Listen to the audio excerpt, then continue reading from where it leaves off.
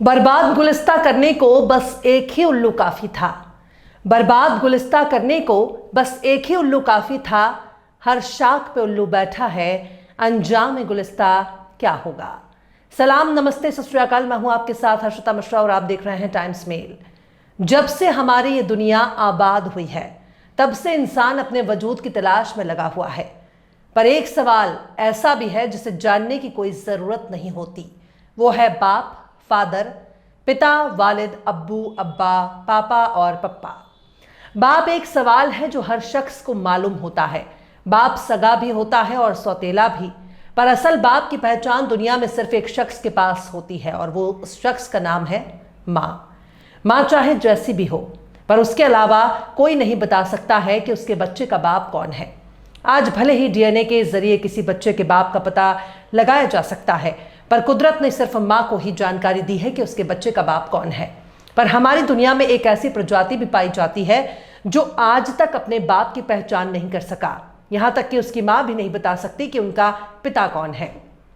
इसकी सबसे बड़ी वजह यही है कि इस प्रजाति ने कभी भी अपनी अम्मा को अम्मा नहीं समझा।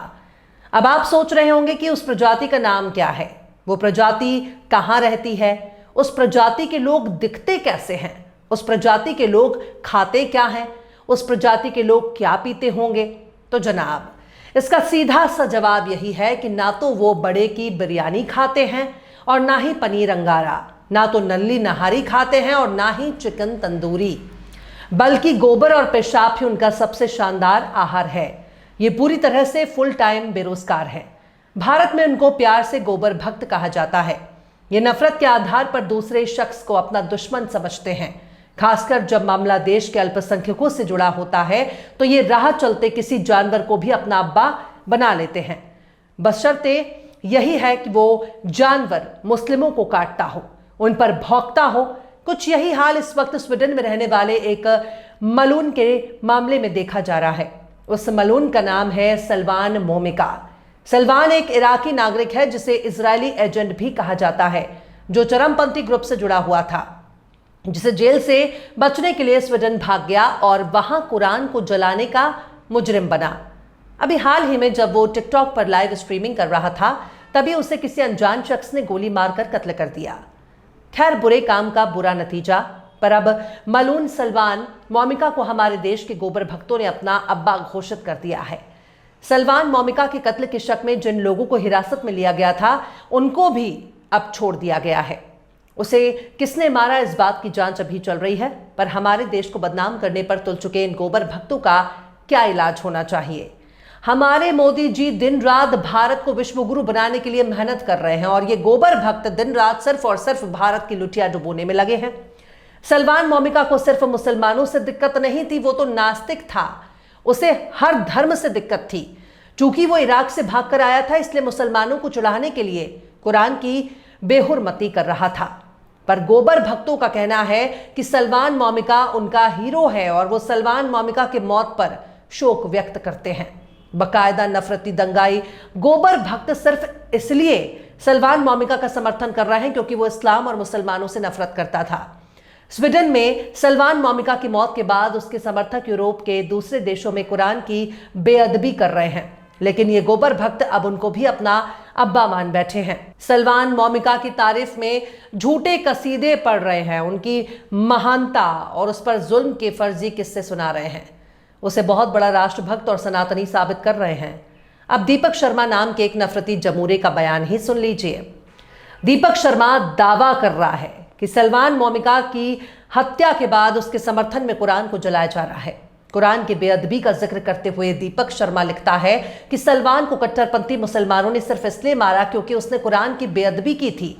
मतलब उसे मारने वाले कौन हैं, उसे किसने मारा, मुस्लिम ने मारा या फिर ईसाई ने मारा या फिर उसके किसी नास्तिक ने मारा, पर सारा का सारा इल्जाम गोबर भक्त मुसलमानों पर थोप रहे हैं।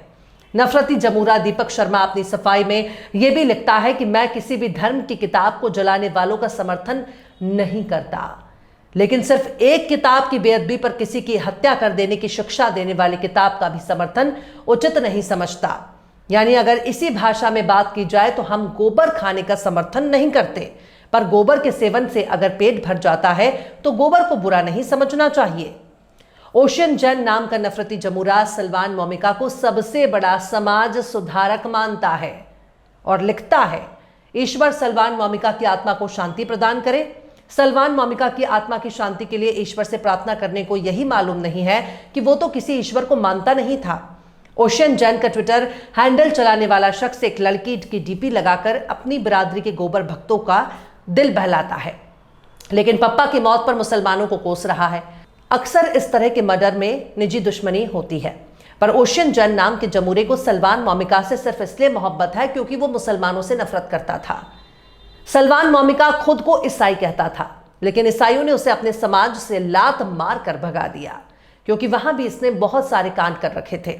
पर गोबर भक्तों ने उसे अपना पापा मान लिया और सिर पर बैठाकर बहुत धन्य हो गए हैं। इनकॉग्निटो नाम का एक गोबर भक्त बकायदा सलमान मौमिका को सलामी ठोक रहा है। वो उसकी तारीफ में कसीदे पढ़ रहा है। वो लिखता है कि सलमान मौमिका जिंदाबाद। इनकॉग्निटो नाम का जमूरा अपने एक और ट्वीट में लिखता है कि तुम कितने सलमान मारोगे, हर घर से सलमान निकालेगा।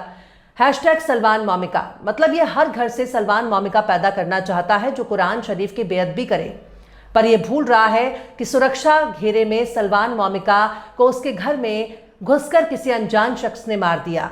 इस तरह के गोबर भक्त हमारे देश को शांत नहीं देखना चाहते। ये कच्चे वाली गैंग के लोग हैं। इन्हें इनका पड़ोसी मुसलमान दुश्मन नजर आता है, पर दूसरे देश में नफरत फैलाने वाला सलमान मौमिका इनका जीजा है, इनका पप्पा है। अभी तो इनके जीजा की कतार में डेनमार्क का पालूदन भी खड़ा है जो बार बार कुरान की बेअदबी करता रहता है। उसे इस बात का दुख है कि स्वीडन में चंद फीसद मुसलमानों की वजह से उसके हजारों नास्तिक अब आस्तिक बनने जा रहे हैं। गोबर भक्तों की दिक्कत ही यही है कि ये मुसलमानों से नफरत करने वालों को अपना रिश्तेदार मान लेते हैं। ये लोग खुद को सनातनी कहते हैं, खुद को हिंदू कहते हैं, खुद को हिंदुत्व का परचम बुलंद करने वाला समझते हैं, पर यूरोप में हिंदू देवी देवताओं के अपमान पर चुप्पी साध लेते हैं।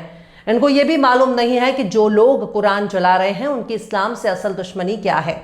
इनको ये भी मालूम नहीं है कि वो नास्तिक हैं जिनको हर धर्म से नफरत है। इनको ये भी मालूम नहीं है कि जो लोग कुरान जला रहे हैं वो बाइबल और गीता भी जला चुके हैं, हिंदुओं की आस्था को जूते की नोक पर उठा चुके हैं। नेतन्याहू को इन लोगों ने ताजा फूफा बनाया था, पर नेतन्याहू ने हमास के आगे झुककर इन गोबर भक्तों का दिल तोड़ दिया। वैसे भी ये गोबर भक्त केवल उसी मुसलमान की इज्जत करते हैं जिसे ये अपना रिश्तेदार बना लेते हैं, क्योंकि पैसे वाला मुसलमान इनका जीजा बनता है। ऐसे लोग दांत चिहार कर अपने मुस्लिम बहनोई के साथ फोटो खिंचाते हैं, तब ना तो इनको अपने मुस्लिम दामाद से दिक्कत होती है और ना ही जीजा से, क्योंकि पैसे वालों को फंसा कर ये अपना जीजा और दामाद बना लेते हैं। पर गरीब मुसलमान को ना तो ये जीजा बना सकते हैं और ना ही दामाद, इसलिए गरीब और आम मुसलमान से इनको नफरत है।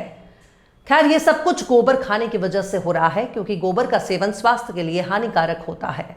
बहरहाल, चलते चलते आखिर में राहत इंदौरी ने भी क्या खूब फरमाया है, अंदर का जहर चूम लिया धुल के आ गए। अंदर का जहर चूम लिया धुल के आ गए, कितने शरीफ लोग थे सब खुल के आ गए। सूरज से जंग जीतने निकले थे बेवकूफ, सूरज से जंग जीतने निकले थे बेवकूफ, सारे सिपाही मोम के थे घुल के आ गए। फिलहाल इस खबर में बस इतना ही। इस खबर को आप हमारे साथी शम्स तबरेज की कलम से सुन रहे थे। आपको कैसा लगा कमेंट बॉक्स में जरूर बताइएगा। वीडियो पसंद आए तो यूट्यूब के वीडियो लिंक को फेसबुक, ट्विटर, व्हाट्सएप पर अपने रिश्तेदार, यार, दोस्तों को भी शेयर करें।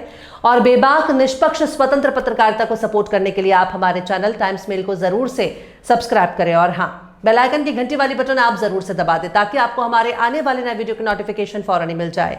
फिर मिलता है किसी और वीडियो में एक नई खबर के साथ। हर्षिता मिश्रा को दीजिए इजाजत। जय हिंद। अगर अभी तक आपने हमारे चैनल टाइम्स मेल को सब्सक्राइब नहीं किया है तो जल्दी से सब्सक्राइब कर दें और बेल आइकन भी प्रेस कर दें।